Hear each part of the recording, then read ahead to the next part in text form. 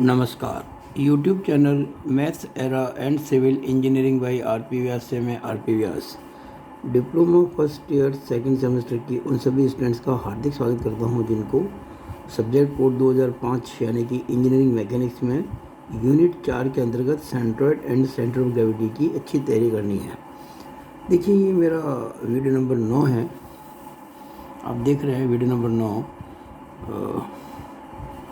24 तारीख के हिसाब से है। ये 24 मई को ये आपके लिए तैयार किया जा रहा है और इसमें पूर्व निर्धारित जो मेरा शेड्यूल था उसके हिसाब से क्वेश्चन नंबर 7 मैंने लिया है, पेज 165 बुक 2। इसमें भी थोड़ा सा चेंज सवाल में मुझे करना पड़ा है। देखिएगा सवाल क्या है इसमें, ध्यान दीजिए आप। पेज 165 क्वेश्चन 7 पेज 165 देखिएगा, ये है।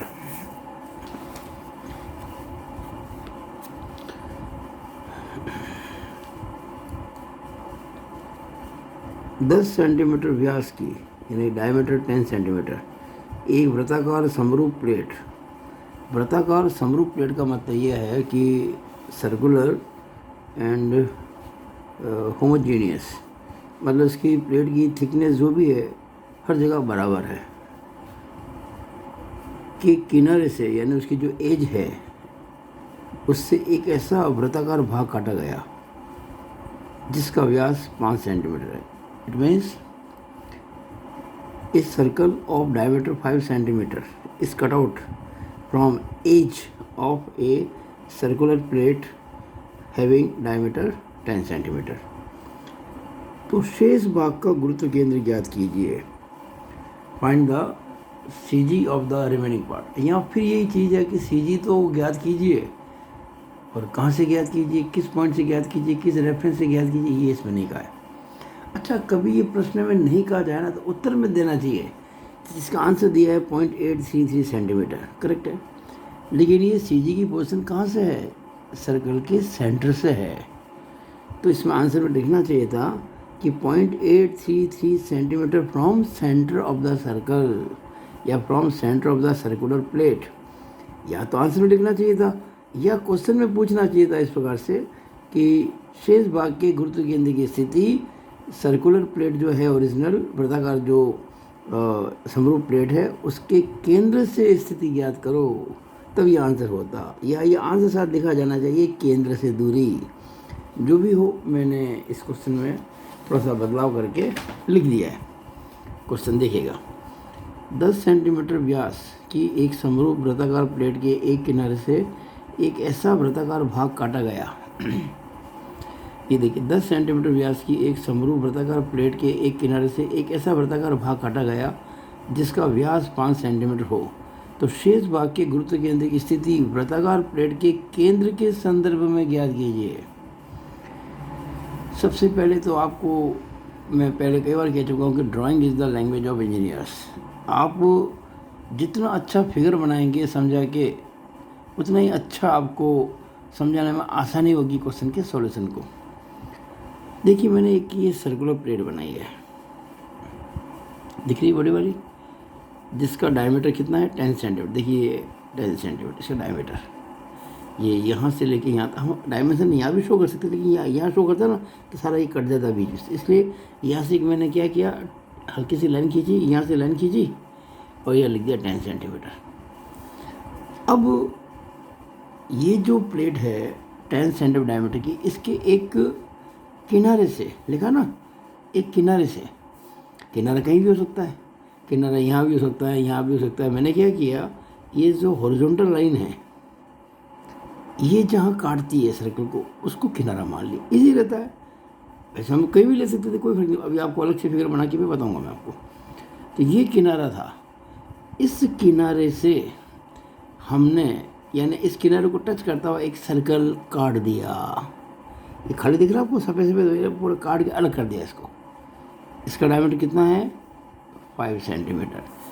अब सोचने की बात, जब इसका डायमीटर 10 था, इसका 5 है, इसका मतलब ये जो सर्कल है ना इसके सेंटर से पास होगा, क्योंकि ये 5 है रेडियस बड़े वाले का, और ये डायमीटर भी है छोटे वाले का, तो ये बिल्कुल यहाँ से पास होगा।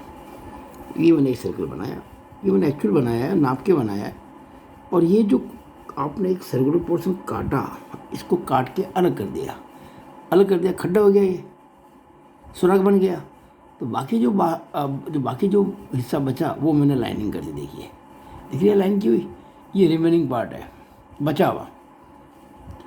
तो हमें ये पता करना है कि जो बचा हुआ भाग है इसकी जो सीजी है, इसका जो सेंट्रोइड है, वो ये जो ओरिजिनल प्लेट का जो सेंटर है ये वाला, इससे कितना दूर है, ये हमारा क्वेश्चन है। क्वेश्चन आपको समझ में आ गया होगा। नाउ मैं आपको बहुत पहले कह चुका हूँ, बार बार कहता रहता हूँ, कोशिश कीजिए ढूंढने में कि कोई ऐसी मिल जाए लाइन जो कि सिमेट्री हो, यानी लाइन ऑफ सिमेट्री, यानी वो ऐसी लाइन मिल जाए जो रिक्वायर्ड जो फिगर है उसको बिल्कुल 2 बराबर भागों में बांटती हो, बिल्कुल एक दूसरे की, क्या बोलते हैं इसको, मिरर इमेज। तो यहाँ देखिए आप, ये मैंने अपना पेन रखा यहाँ पे, आप देख सकते हैं इसके ऊपर और इसके नीचे बिल्कुल एक जैसा है। जैसा कटा हुआ भाग इधर है वैसा इधर भी है, जैसा बचा हुआ भाग उधर है उतना यहाँ भी है, सिमेट्री है, बिल्कुल एकदम सिमेट्री है। तो ये देखिए मैंने इसको नाम दे दिया, ये लाइन है ना वाली, इसको कह दिया लाइन ऑफ सिमेट्री, सममिति रेखा। और सीजी हमेशा सममिति रेखा पर होती है। अब कहाँ होगी, यहाँ होगी, यहाँ होगी, यहाँ होगी, कहाँ होगी, सोचना पड़ेगा। सोचिए आप ज़रा, अगर ये सर्कुलर पोर्शन नहीं काटा होता, सीजी कहाँ थी, यहाँ थी ना सेंटर में। अब जब ये पोर्शन काट के अलग कर दिया तो ये पोर्शन हल्का हो गया। जब कोई पोर्शन हल्का होता है तो दूसरा पोर्शन भारी हो गया, और जिधर भारी होता है, जिधर वेट ज़्यादा होता है, जिधर एरिया ज़्यादा होता है, सीजी उधर शिफ्ट हो जाती है। तो जो सीजी यहाँ थी वो इधर कहीं शिफ्ट हो जाएगी, वो मैंने यहाँ मान ली। आई एज्यूम ये बचे हुए भाग की सीजी है, it is the centre of the remaining portion. हमें इसकी दूरी ओरिजिनल सर्कल के सेंटर से पता करनी है। अब देखिएगा, हमेशा हम क्या करते हैं कि जिसमें से काटा गया है उसको 1 मानते हैं, और जिसको काटा गया उसको 2 मानते हैं। तो मैंने 1 किसको माना है, मूल प्लेट, मूल का मतलब ओरिजिनल, यानी कि ओरिजिनल प्लेट को मैंने 1 नाम दिया है, 1 सफिक्स। और जो काटी गई प्लेट है, जो कटआउट की है, ये वाली छोटी वाली, इसको मैंने 2 कहा है। अब हम इजीली ये फॉर्मूला लगा देंगे, x bar is equal to a1x1 minus a2x2 upon a1 minus a2। Minus क्यों किया, कि हमने काटा है ना। अब देखिए, ये मैंने एक लाइन खींची है, ये देखिए लाइन खींची मैंने, उसको मैंने क्या कहा, संदर्भ रेखा, रेफरेंस लाइन। क्यों, क्योंकि हमें बाकी बचे बाकी सीजी की स्थिति वृत्ताकार प्लेट के केंद्र के संदर्भ में ज्ञात करनी है। यानी हमने ये जो ओरिजिनल प्लेट थी ना, इसका जो सेंटर था, इससे होती हुई एक वर्टिकल लाइन खींच ली, और अब जो दूरी इस लाइन से होगी वही दूरी इस सेंटर से हो जाएगी। अब हमें ये पता करना है, अच्छा मैंने कहा ना ये मूल प्लेट को हम 1 कहेंगे, तो ये मतलब क्या कि जो ओरिजिनल प्लेट थी उसका सेंटर ये है, इसको G1 कह दिया। जो काटी है प्लेट हमने सर्कुलर, उसका सेंटर ये है, उसको G2 कह दिया। रिमेनिंग जो पार्ट बचा उसके CG को हमने G कह दिया, और हमें ये G1 पता करना है। तो G1 से होने वाली रेफरेंस लाइन और इसकी G से दूरी, इसको हमने कह दिया x बार, कहते हैं इसको x बार। अच्छा एक और बात आपने पढ़ा होगा, हमने भी कई बार आपको पहले कुछ क्वेश्चन में बताया इस चीज़ को, कि किसी पॉइंट से अगर आप इधर जाएंगे वो डिस्टेंस प्लस होती है, और इधर जाएंगे वो डिस्टेंस माइनस होती है। ऊपर जाते हैं तो प्लस, नीचे आते हैं तो माइनस। अभी बात ऊपर नीचे की चल नहीं रही है, क्योंकि ये लाइन ऑफ सिमेट्री है, यहीं पे सीजी होनी है। तो अब आप देखिए, ये आपका रेफरेंस पॉइंट कह दो, ये रेफरेंस लाइन है, और इससे ये सीजी इधर को आ रही है यानी कि इधर को आ रही है। यानी हम जब सॉल्व करेंगे इसका आंसर डेफिनेटली माइनस में आएगा 100% माइनस में आंसर आएगा। लेकिन माइनस में आंसर ये दर्शाता है कि वो इसके लेफ्ट में है।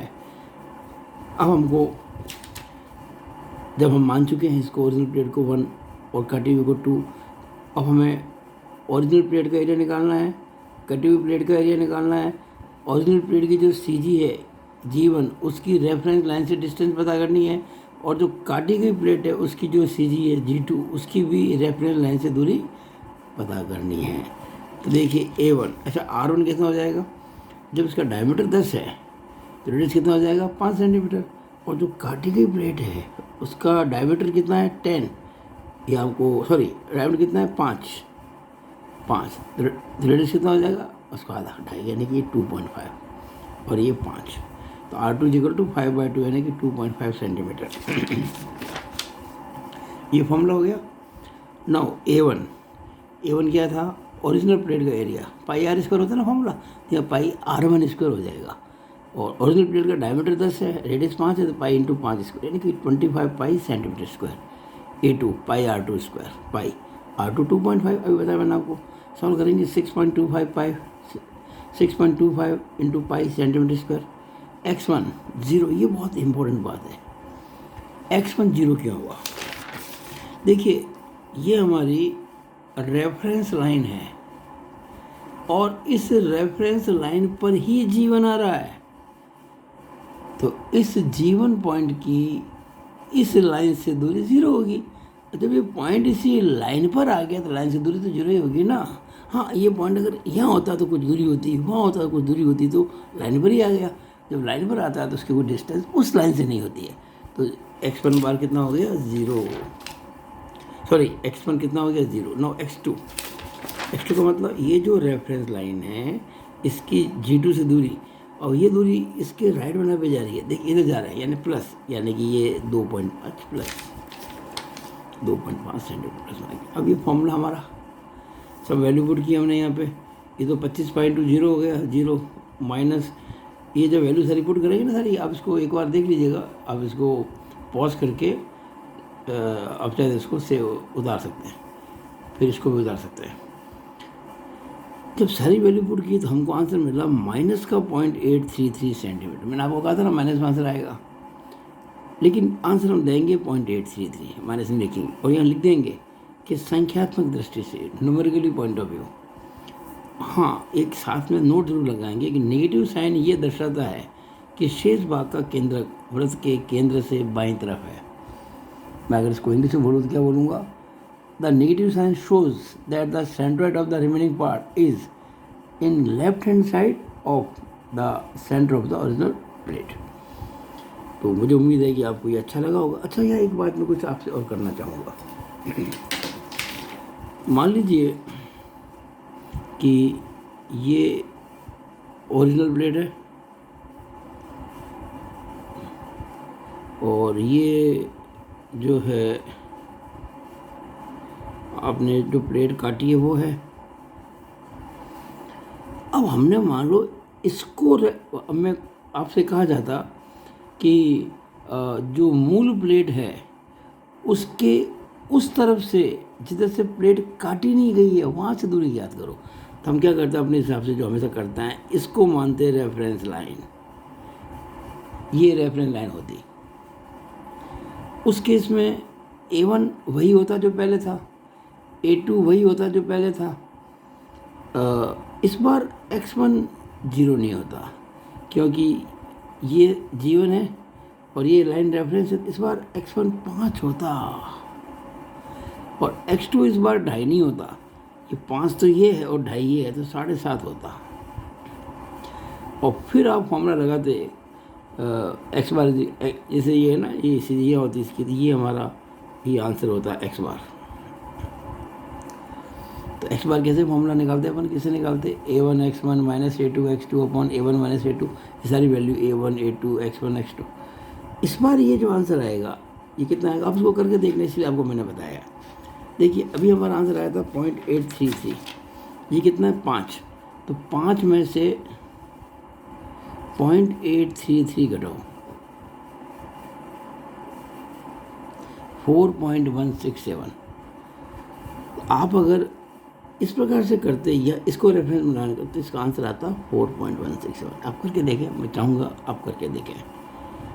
अच्छा, मान लीजिए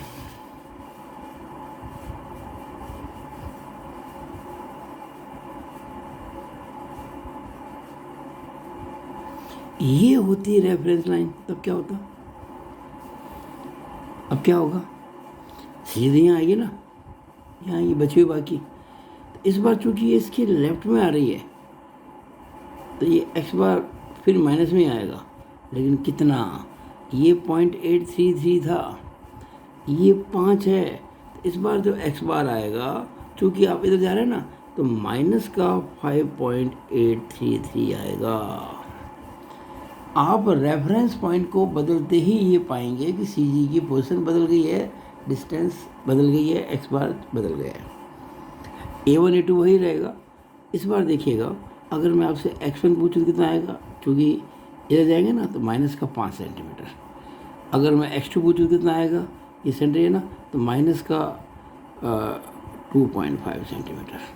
बाकी सब कुछ वही। अब वैल्यू पुट कर देना आप, A1 x1 minus A2 x2, x1 x2 negative रखे जाएंगे, ध्यान रखना, अपॉन A1 माइनस A2। और जब इस सबको सॉल्व करेंगे तो आंसर आएगा ये, मैं आपको पहले लिख के दे रहा हूँ, आप घर पे कीजिएगा। मैं सबको एक राय है, जो भी मेरे को सुन रहे हैं अभी, मैं उन सब स्टूडेंट से ये कहना चाहता हूँ कि ये इस प्रकार से करके देखें और ये आंसर लाएँ, माइनस का 5.833। इससे क्या होगा कि आपकी इमेजिन करने की पावर बढ़ेगी और आप कोई भी सवाल करने में बाद में सक्षम हो जाएंगे। जितनी प्रैक्टिस करेंगे उतना आपके लिए अच्छा है। तो मुझे पूरी आशा है कि मेरा ये वीडियो आपको बहुत अच्छा लगा होगा। आप मेरे वीडियो को लाइक करें, शेयर करें, और मेरे YouTube channel maths era and civil engineering by RPS को सब्सक्राइब जरूर करें, ताकि आपको मेरे वीडियोस बराबर मिलते रहें। It is all over about this video. Thank you.